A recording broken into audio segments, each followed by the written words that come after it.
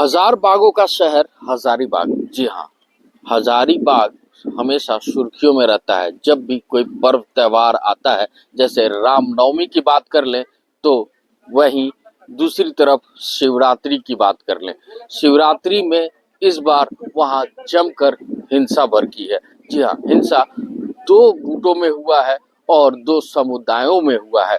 इस झड़प में साफ तौर से कौन जिम्मेवार है इसकी पुष्टि अभी तक नहीं हो पाई है। हिंसा कहां से भड़की है, आग कहां से सुलगी है, ये अभी पुलिस यानी झारखंड की प्रशासन पता लगाने में लगी है। वहीं कुछ तस्वीरें जो विचलित करने वाली हैं वो मैं आपको दिखाने की कोशिश करता हूं और उसके बाद फिर आगे की कहानी सुनाता हूं।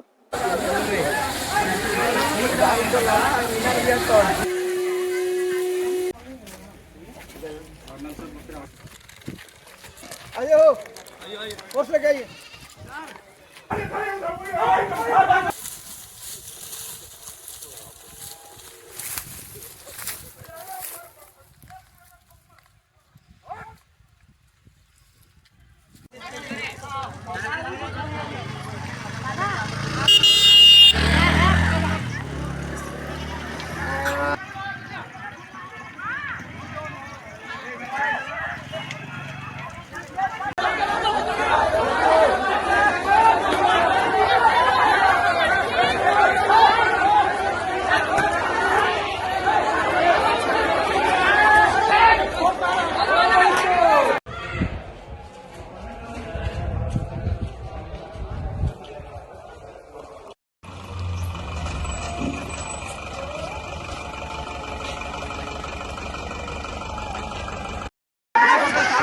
अरे इधर मत करो रे, अरे यहाँ मत करो।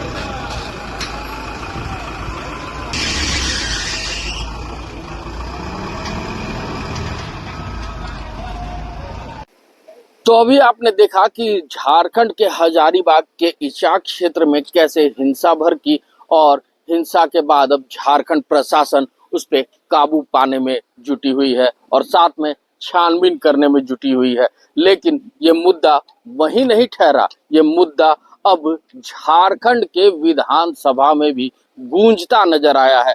एक तरफ सत्ता पक्ष लगातार बयानबाजी करते नजर आ रही है कि हम मस्जिदों पे चढ़ के लाउड स्पीकर बांधेंगे, तो दूसरी तरफ विपक्ष भी अब इसको आड़े हाथों ले चुका है। तो क्या कुछ कहते नजर आ रहे हैं सत्ता पक्ष और विपक्ष के विधायक और मंत्री, आइए सुनते हैं। सौहार्दपूर्ण वातावरण में हम लोग रहते हैं। हिंदू, मुस्लिम, सिख, ईसाई, हम लोग हर लोगों के त्योहार को सेलिब्रेट करते हैं और हमारा मानना है कि सबके भगवान एक है। हम मानने का तरीका जो भी करें, तो हम सबको एक दूसरे के धर्म पे सम्मान करना चाहिए।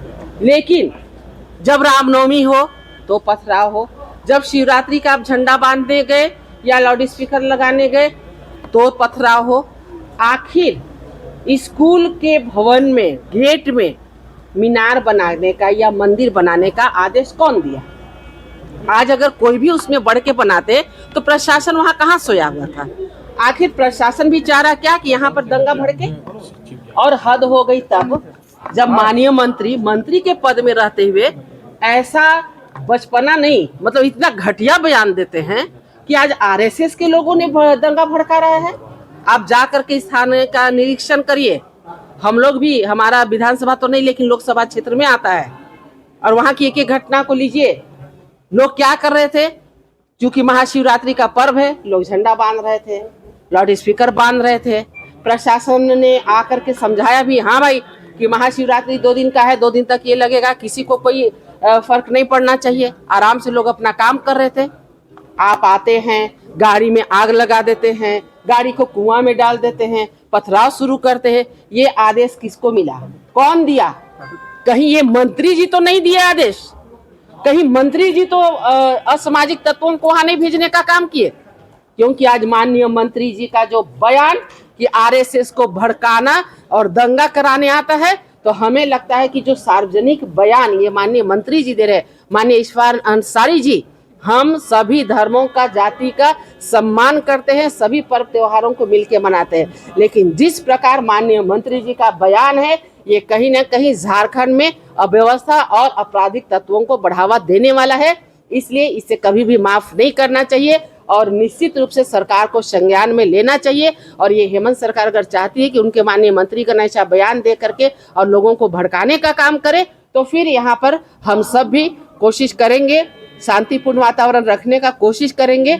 लेकिन अगर माननीय मंत्रीगण इस प्रकार का हरकत करेंगे तो इसके लिए हम लोगों को भी कड़ा रुख अपनाना। हिंदू पर्व त्योहार हो, जब तक उस पर पत्थरबाजी नहीं करेंगे, जब तक हिंसा नहीं करेंगे, पता नहीं उनको यही पढ़ाया जाता है, यही सब उनको संस्कार दिया जाता है कि हिंदू का पर्व त्योहार में तुम ढेला फेंको, तुम उस पर मार काट करो, क्या किया जाएगा? अभी सरकार उन्हीं की है ना, तो सरकार भी तो मलेच्छों की है, मलेच्छों में हिम्मत है, हेमंत है तो हिम्मत है। तो मैं यही कहूँगा कि हिंदुओं को एकजुट होने की ज़रूरत है और ऐसे मलेच्छों से लोहा लेने की ज़रूरत है, क्योंकि ये मलेच्छ मानेंगे नहीं। यही नहीं, देश के किसी भी कोने में देखे, और देश का, विश्व के किसी कोने में भी जो भी आतंकी घटनाएं होती है, कौन करते हैं? मलेच्छ लोग ही करते हैं। सर, मंत्री इरफान अंसारी कह रहे कोई भी अगर पत्थर उठाएगा तो छोड़ेंगे नहीं। असल में अब फिर वही इरफान, आप लोग के जवान पर इरफान ही बसा हुआ है। सुबह सवेरे सपना में भी इरफान ही नज़र आता है, तो मैं क्या कहूँ? इरफान की औकात है क्या? मंत्री हो जाने से क्या होता है? मंत्री हो गया तो क्या हो गया? इरफान की औकात है? एक भी हिंदू पर पत्थर चलेगा तो उसको मुंह तोड़ जवाब। अरे भैया, अल्पसंख्यक और बहुसंख्यक का प्रश्न नहीं है, हिंदुओं पर पत्थर चलाइएगा, बोल रहे हैं यही संस्कार है। ये कह रहे कि पूरी घटना में आरएसएस के लोग कहाँ से? आरएसएस संघ के लोग जुड़े हैं इसके पीछे। आरएसएस बाप लगता है। नहीं, सब तो जवाब दे रहे हैं, और कुछ लोग जैसे सीपी सिंह जी अननेसेसरी तिल का ताड़ मनाते हैं, तो वो बुजुर्ग हैं, उनको हम लोग कुछ बोल नहीं सकते, हम लोग अभी जूनियर हैं। और वैसे तो जिनका भी सवाल आता है उनको जवाब मिलता है। और अब पिछला कार्यकाल देखते होंगे, थोड़ा सा टेंशन भरा रहा। इस बार हम लोग बहुत संयम तरीके से, बहुत अच्छे तरीके से, माननीय हेमंत बाबू जो मुख्यमंत्री हैं, वो हर विभाग का अपने से खुद मॉनिटरिंग कर रहे हैं, और उसके बाद मंत्री को भी वो आदेश दे रहे हैं। अभी उनका बीपी वगैरह चेक करेंगे और भेजेंगे उनको काम पे। अरे उल्टा पुल्टा बताइए, उम्र का तगाजा होना चाहिए। जो मन सो बोल रहे हैं, कल कविता पढ़ रहे थे, आज भेज रहा हूँ। ये देखिए, इसके जो आला कमान है उनको उर्दू से नफरत है और सीपी सिंह को मदरसा से नफरत है। ये अपने आप को कंपेयर करते हैं, जबकि ये मुद्दा सदन में नहीं होना चाहिए।